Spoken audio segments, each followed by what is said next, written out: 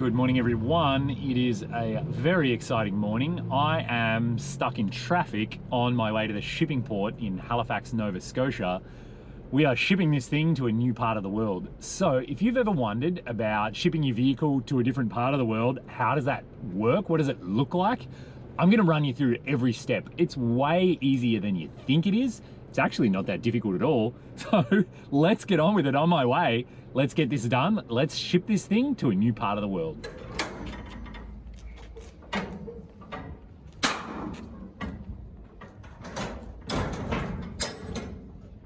So the first thing you want to do is start getting quotes and start getting information from shipping lines. And you might wonder, how do you go about that? Well, the easiest way is just search online for people that have done what you're looking to do. Guaranteed somebody's already shipped a vehicle from wherever to wherever. So start searching, how did you get your vehicle from where to where? You're gonna find trip reports, you're gonna find people who say, oh yeah, we use this shipping line, here's the contact person, here's the email address, all of that kind of thing. Chances are, if you're shipping between Europe and North America, you're gonna ship out of Halifax in Nova Scotia like I am. Chances are, if you're going to South America or Africa from North America, you're gonna ship out of Houston in Texas, that's really common. And it's less common to ship out of like Los Angeles or Vancouver. People do, but it's not so common. From Australia, people ship out of Melbourne, Brisbane, Perth, if you're headed to Africa, or maybe even into Southeast Asia. So there's many different routes and many different options, but it all starts with you just gathering information. Send out some emails, ask for some quotes. And in terms of what type of shipping, I've done a video on this before. You can check it out whether you want to go ro-ro, which is a bit sketchy and your vehicle might get broken into, or whether you're going to put it in a container, more expensive but super, super safe. Today I'm driving this into a container. That's the only way that I ever ship. And so basically then my vehicle fits in a 20-foot container, I hope, let's find out. And so I just sent an email and said, I'm looking to ship a vehicle from here to here inside of a 20-foot container. What are the prices? What are the routes? What are the timelines? All of that kind of thing. And the shipping line got back to me, they gave a quote, and basically they said, the boat leaves every single Thursday. It takes a week to get there, and you have to drop the vehicle off on a Monday. Because obviously it takes a while, they've got to get it in the container, lash it down, then the container has to get transferred to the port, then from the port it has to actually get craned on the ship, then, you know, blah, blah, blah. There's all these dates that work backwards from the actual sailing date. So although the Jeep won't sail until Thursday, that's my low fuel light. You have to ship your vehicle with very little fuel in the tank.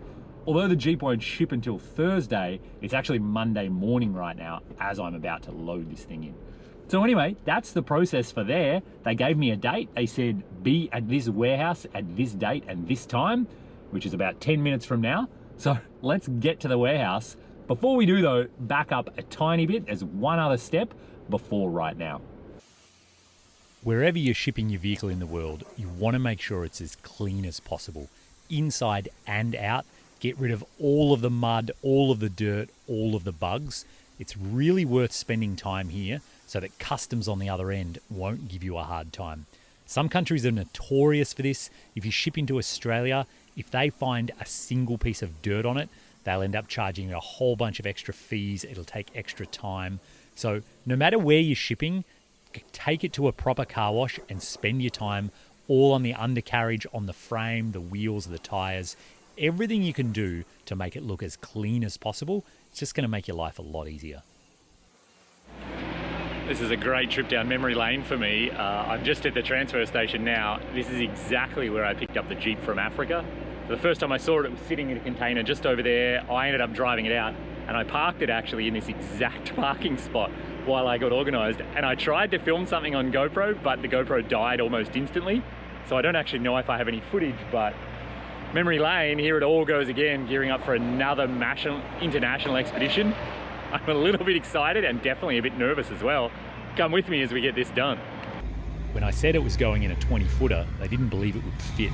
So I got scared, I got the tape measure out, and it is exactly the right height and pretty close on length too. They had to send out, there's the 20-footer it's going to go inside. So now it is time to drive it into the container. And we're just talking about, they just measured it. The container is exactly, the door is exactly 90 inches, as I expected, which is exactly what the Jeep is. So this will be interesting. To buy myself as much height as possible, I let basically all the air out of all 4 tyres, and I put a ratchet strap on the rear axle to compress the suspension as much as I possibly can. Reversing it in's a bit nervous because I can't see, and I'm not sure how closely this guy is actually watching the roof. The roof is what I'm worried about scraping. I know there's enough room on the sides. So we've got both mirrors folded in, and it's kind of fun to think about. The torque of the diesel here, I'm just reversing it in regular old 2 high. I didn't even go into low range, even though the tyres are down to about 6 psi. And so you can see we went pretty slowly. We're trying to get it as close to centered as possible so the gap on each side is the same. And the Jeep is about 17.5 feet long, the container's 20 feet long, so we don't have a whole bunch of length at each end. And everyone's been asking, I managed to just climb out the driver's window.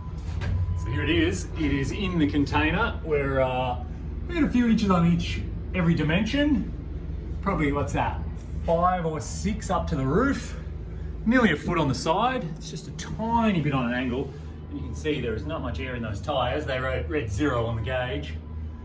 But this will be home sweet home for her for the next 10 days or something, by the time it actually gets on the ship and gets moving. So a little bit stressful backing it in, but we got it. And I rolled around on the ground for a while, and I've got a ratchet strap on the rear axle trying to compress the suspension, which helped. It brought it down a few inches. And then they're going to ratchet strap it from the big tow hooks back down onto that guy down there in the corner of the container. So front and rear, and then the front wheels will be chocked as well.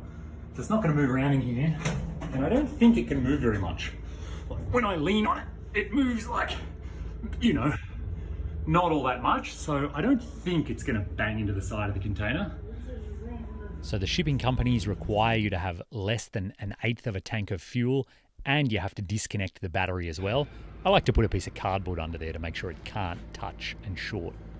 So here I am down the back again, and somehow I have volunteered myself to do the ratchet strapping. Not sure why I did that, but I did. At least this way I know it's done. Let us figure out here. So again, normally these guys at the shipping company would do all of this work, and I've never actually strapped a vehicle down like this before, so I kind of wanted to do it. I don't know, maybe I'm a bit crazy, but it was just a good learning experience and to practice and see what it was like, and really to see how solid and how stiff it was once all 4 ratchet straps were done up tight. And after sucking the suspension down, the Jeep did not want to move at all. It is really locked into that container, which makes me happy. Now I'm done at the rear of the Jeep. All I need to do is squeeze down the side so I can get out of the container.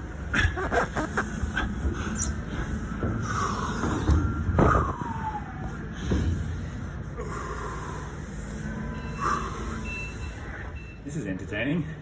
The Jeep has shifted a little bit and I just got stuck trying to go down the side of it. I'm going to go underneath it. I haven't had to do this before. That's how tight it is in this 20-footer. Who knew it would involve this? Do an oil change down here.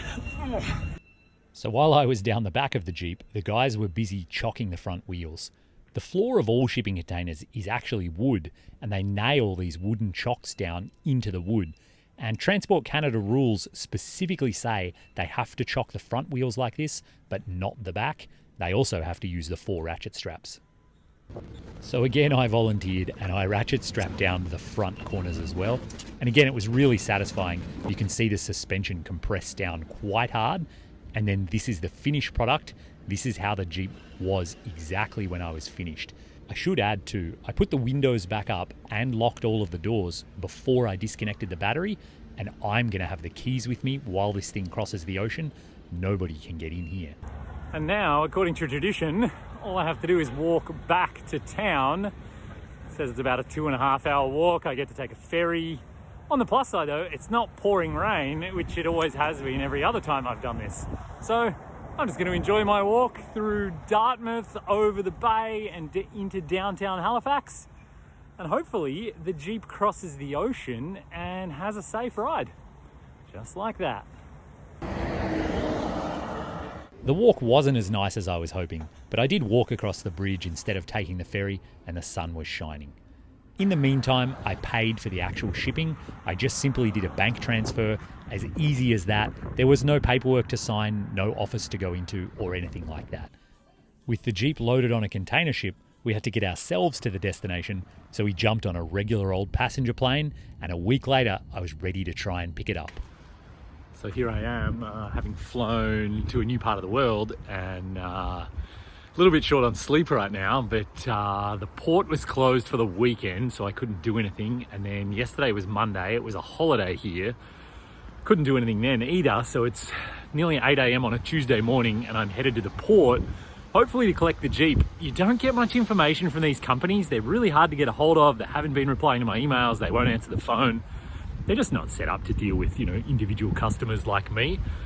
So I'm hoping if I get to the port, they'll just be able to tell me what's going on and how I can get it. Looking online, I can see that it has arrived where I am. It has been offloaded from the ship. So that's good. It didn't fall off the ship. It went to the right part of the world. So now I've got about an hour walk to get to the port. Let's go for it. Let's collect the Jeep and let's start driving in a whole new country. I love walking, but when I saw I could jump on one of these scooters with an app, I couldn't resist. It was a lot of fun. So that definitely could have gone better. I'm down here at the shipping company, and the Canadians did not inform the branch here in this country that anything was arriving, so it's just been sitting there doing nothing. So now I've just scrambled and filled out a ton of paperwork. They're going to try and do the customs clearance today. They don't even know if they've got confirmation that I paid, which I did. So they said chances are it's not going to be today, which is a real problem because we run out of Airbnb and stuff like that. So there's not much I can do here now. We have an appointment actually in immigration for our visas. So I'm going to scoot back across town, head to that, and maybe I'll be back here this afternoon, or maybe it's going to be tomorrow, or who even knows, another day after that. This is kind of what happens when you ship stuff around the world just as an individual. These companies aren't really set up to help normal people like us. They kind of, do things in bulk or do things with massive import-export companies. So it's always a bit of a fight, and I kind of was being a bit naive, I guess, and a bit optimistic, but that's how I roll. So we'll get there. I'll get the Jeep. It's just a matter of being stubborn and not giving up, really. But now I get to jump on the scooter across town again. That'll be fun. Sun's out. It's a beautiful day. We emailed back and forward throughout the day. The custom clearance got done, and then the following morning, I just had to pay a little bit additional for customs fees, and I was ready to go. They drove me right down into the port, where I met Jacob, who's super nice and helped me get down actually into the container. He was a bit confused why he couldn't find the keys on the Jeep. Of course, I had the keys the whole time. So I jimmied my way back in the driver's window, and then here I am just driving the Jeep straight out of the container. He put these nice little ramps on the ground just to help with the angles so the roof wouldn't scrape.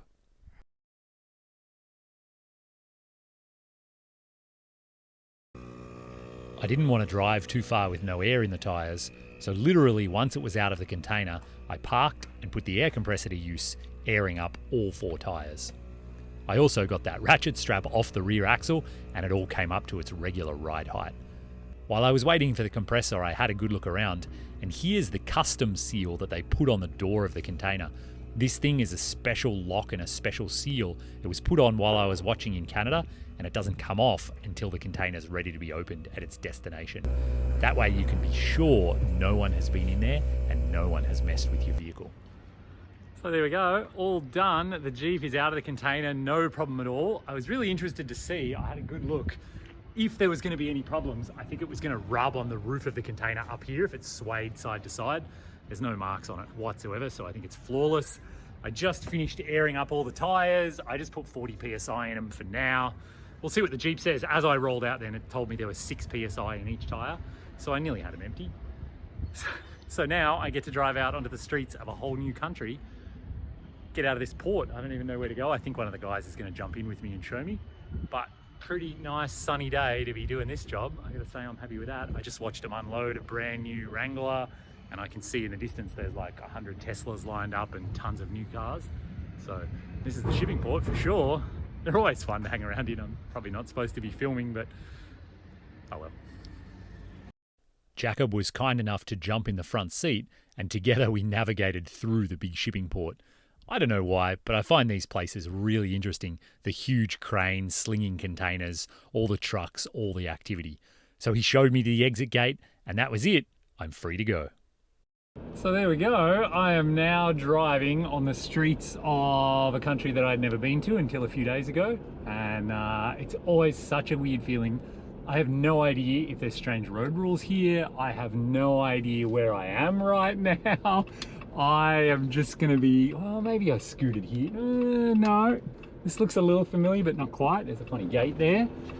But I'm on public roads now. I'm out of the port. And you can see it's a beautiful sunny day, as good as it gets. And that's it, I'm free and clear. We did the customs clearance. I just had to pay an additional $150 about in the local currency here to, I imagine there were some port fees or some custom clearance fees or whatever, things like that. But that's it, now I'm free and clear. I'm a tourist, so I could probably only stay here. They didn't even give me a maximum time, but I'm guessing 3 months, that's usually what it is. And they asked me how long I wanted to stay, and I said 3 months, so that seems adequate. It's always a pinch yourself moment. It's like, wait, this is the Jeep I had when I was back there where I live. But that's how it goes. This is how you ship a vehicle to a new part of the world. And so I'm just concentrating here. Really don't want to get in a crash. So if you've got any questions about how to do this yourself, or I see a gas station coming up, or if you want to know more, if this is something that you're excited about, and I think you should be, because, you know, traveling the world with your own vehicle is pretty cool. I'm going to turn here before the gas station and see what happens. Let me know in the comments. Don't be afraid, ask questions. There you go, low fuel warning just came on. You know, let me know what you'd like to know more about, and I'll either answer in the comments or I'll make a whole nother video with more details. But hopefully I've covered the whole process. And so total cost, I probably haven't told you yet, all in all finished, including the 150 here, I'm at 4,450 Canadian dollars, which is, I'm gonna say, a touch over 3,000 US dollars. I'll put it on the screen with the exchange rate. That's everything finished, done. I do not have a carnet de passage. I did not need one to come to where I am right now. And that's how you do it. That's the way to go. I like going in a container, it's safer. My friends I traveled Germany with, they actually just shipped from Germany to Halifax in Nova Scotia, where I left from. We overlapped by a week, and their vehicle was broken into on their Ro-Ro ship. Somebody tried to rip the stereo out of the dashboard. They damaged the dashboard, they damaged the stereo. So that's not cool. But here we go, I'll spin this around. Let us buy some diesel for the first time and see how this goes. I'm gonna learn. So there we go, I just finished filling the Jeep. I figured out how to use the pump and pay for it and everything.